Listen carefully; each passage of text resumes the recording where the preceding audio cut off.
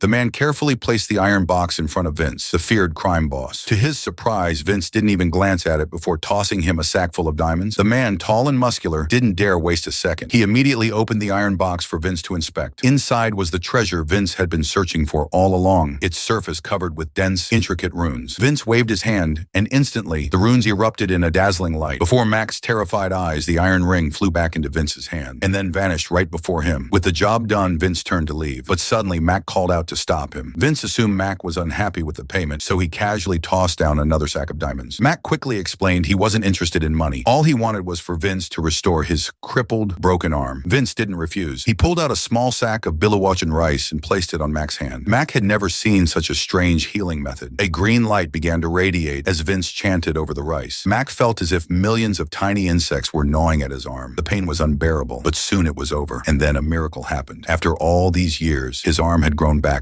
perfectly healthy. With Mac's wish fulfilled, Vince turned to leave again, but suddenly Troy appeared, blocking his way and pulling out a pistol to threaten him. Unexpectedly, Vince remained calm. With a flick of his fingers, the pistol flew from Troy's grip. Before their shocked eyes, the gun reset itself to its original factory condition. Then Vince vanished into thin air, only to reappear right next to Troy. Troy fought back with all his strength, but he was no match. Within seconds, he was beaten to the ground, unable to move. Yet Vince didn't take his life. He simply shot into the air and disappeared from sight. Furious, Troy turned on Mac. That's when Mac revealed the truth. Vince was actually an alien, planning to return to planet Zora in his spaceship, but the ship had run out of energy. So they were capturing humans with special genes to extract their life force to power it. Troy's wife was one of the captives, and so was Dr. Blake's daughter. Troy and Dr. Blake had teamed up to hunt the alien, but they were caught in his trap before they could strike. When they woke up, Blake finally saw the woman he wanted to save, but it was too late. Vince had already activated the energy device. Everyone's life force was being drained to fuel the spaceship. Seeing his wife on the brink of death, Troy broke free, grabbed Vince, and hurled both of them into the energy barrier, cutting off the power supply. The captives were saved, but Troy and Vince were left drifting forever in space.